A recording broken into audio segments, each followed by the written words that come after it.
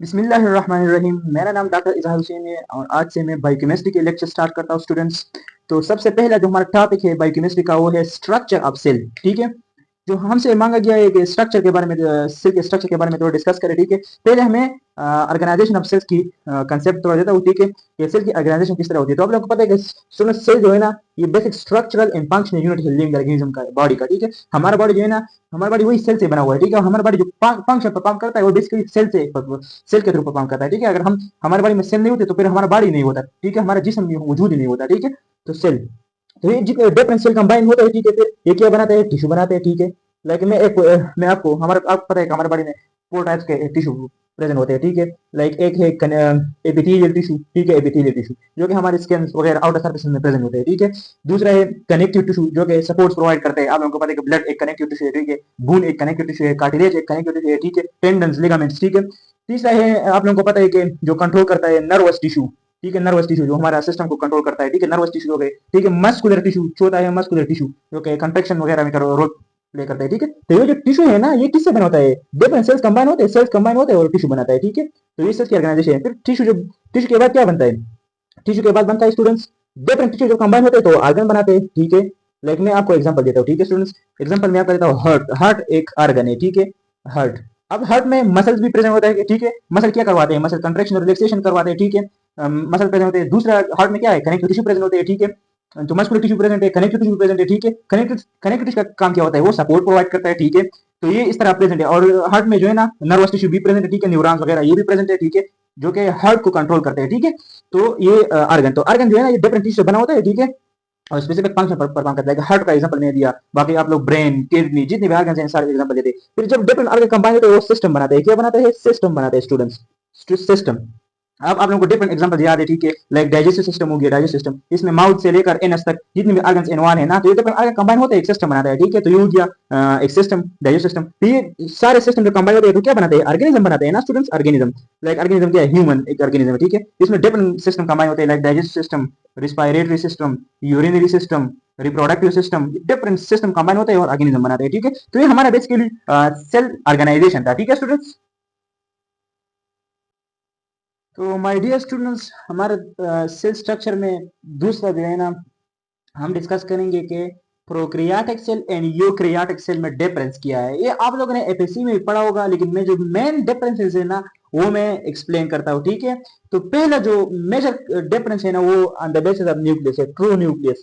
यानी उनके सेल में आया ट्रू न्यूक्लियस है कि नहीं है। तो प्रोक्रियाटिक सेल में ट्रू न्यूक्लियस नहीं होते। ठीक है, उनका जो सेल होता है ना, उनके अंदर true nucleus, cell nucleus, true nucleus नहीं होता। ठीक है, तो यह नहीं होता। ठीक है, लेकिन यूकेरियोटिक सेल जो है ना, उसमें ट्रू न्यूक्लियस प्रेजेंट होता है, अंदर ट्रू न्यूक्लियस प्रेजेंट होता है। ठीक है, तो ये एक मेन डिफरेंस है। दूसरा जो है ना, मेम्ब्रेन बाउंडेड ऑर्गेनील।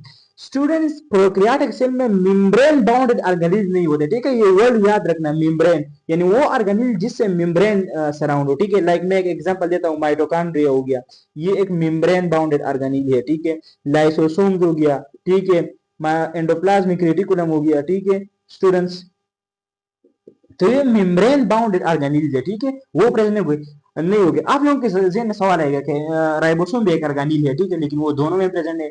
वो स्टूडेंट्स ठीक है, लेकिन उसके मेम्ब्रेन नहीं होता। ठीक है, मैंने लिखा है मेम्ब्रेन बाउंडेड ऑर्गेनील्स। ये प्रोक्रियाटिक सेल, प्रोक्रियाटिक सेल में नहीं होता, लेकिन यूकेरियोटिक सेल में प्रेजेंट होता है। ठीक है स्टूडेंट्स, तीसरा जो मेन फीचर है ना, वो है डीएनए।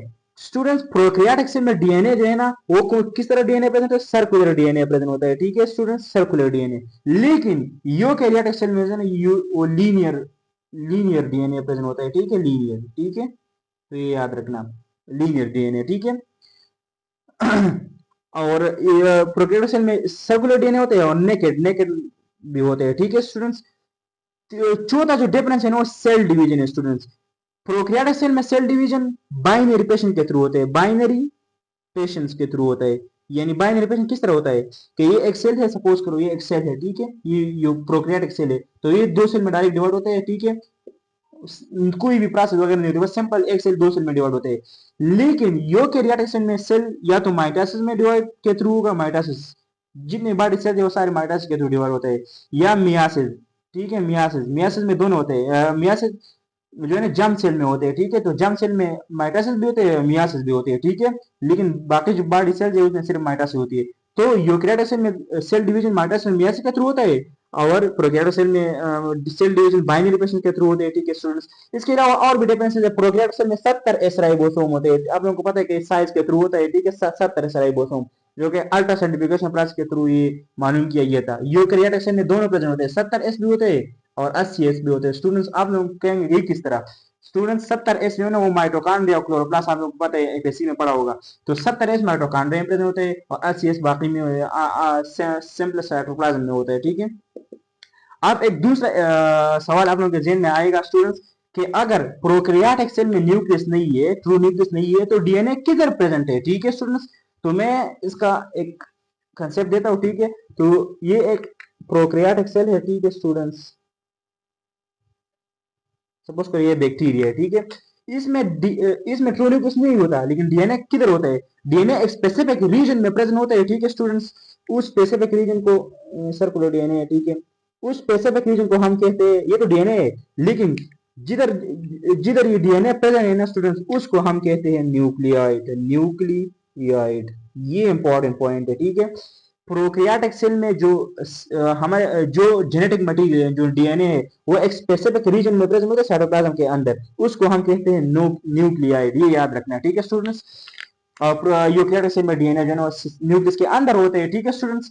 अब इसके लिहाज से आप लोगों को किस तरह एमसीक्यूज आ सकते हैं, ठीक है। आप लोगों से पूछे जा सकते हैं, लाइक एक पास्ट पेपर में आया था कि which of the following is most important distinguishing feature of eukaryotic cell, ठीक है। यूकेरियोटिक सेल का मोस्ट इंपॉर्टेंट डिस्टिंग्विशिंग फीचर क्या था? तो ऑप्शन ए था उधर प्रेजेंस ऑफ राइबोसोम, ठीक है student, presence of cell membrane, presence of true nucleus, presence of cytoplasm. तो प्रेजेंस ऑफ राइबोसोम, राइबोसोम तो दोनों में होते हैं, तो ये तो मोस्ट इंपॉर्टेंट डिस्टिंग्विशिंग फीचर नहीं हुआ। Presence of cell membrane, cell membrane यहाँ भी है और यहाँ भी है, ये भी एक फीचर नहीं हुआ, ठीक है स्टूडेंट्स।